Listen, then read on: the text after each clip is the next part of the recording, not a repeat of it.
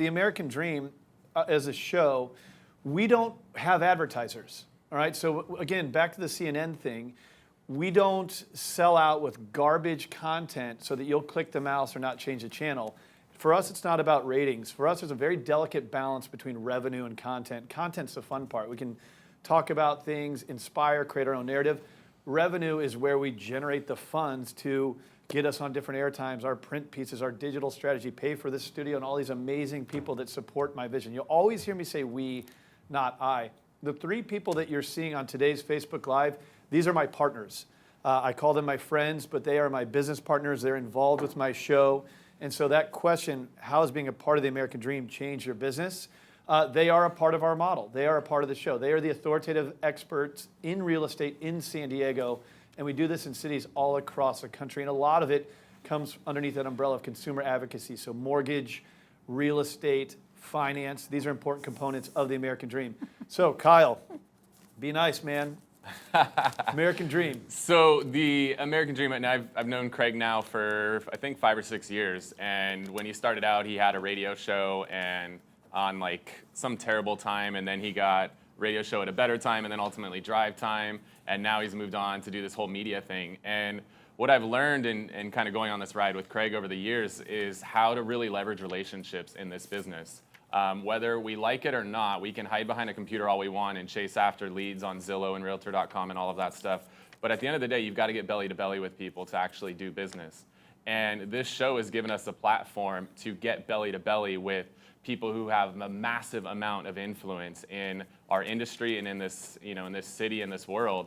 So we've leveraged the show to gain relationships with a lot of these influential people. The last guest that I brought on the show was a trust or an estate planning attorney, and helping to educate people about what they need to know in having a trust and a will and just an overall plan for their estate. And at the end of the show, she's like, yeah, you know what? I actually have a property, that's going through probate right now. Maybe you want to buy it.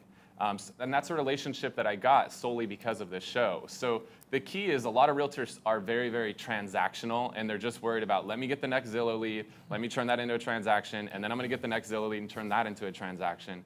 But they're constantly feeding Zillow, average cost per lead in SESMark, it's probably $300 or $400 right now. Or I can bring on somebody onto the show, I can get a relationship with that person, and in a perfect world, they send 3, 4, 5, 6 transactions a year to me because of that relationship that I established through the show. I should also mention that Kyle has taken on a leadership role of his own where he hosts his own radio show, Whistle Wednesdays, on 1170 AM KCBQ. Gary Vaynerchuk spoke at the Inman conference, I don't know how long ago, probably within the year. And one of the points that he made is that you are a media company first, comma, a realtor.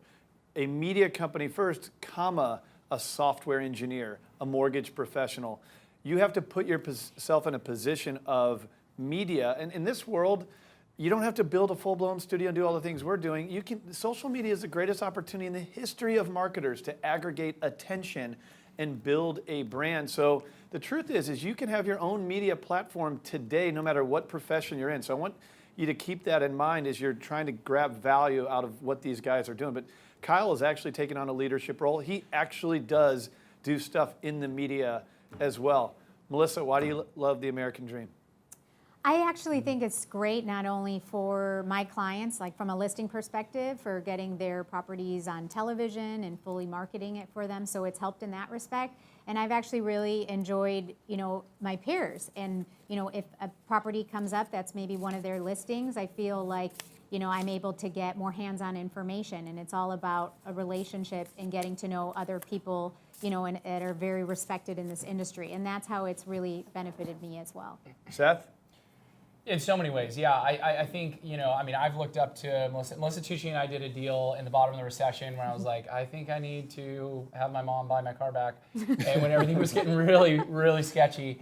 And I was like, wow, she's a killer. She's like one of the best. And so being in a room with Melissa, on a regular basis, and then now Kyle and I have had a relationship for, 4 or 5 years, I now regularly sit with some of the best brokers in the country, and it intimidates me, it frustrates me, and it makes me be better because I want to be better, and I also see what better is. And so I love it for that reason, number one. Number two, it's trained me to be a media company, which I think first and foremost, we're truly marketers.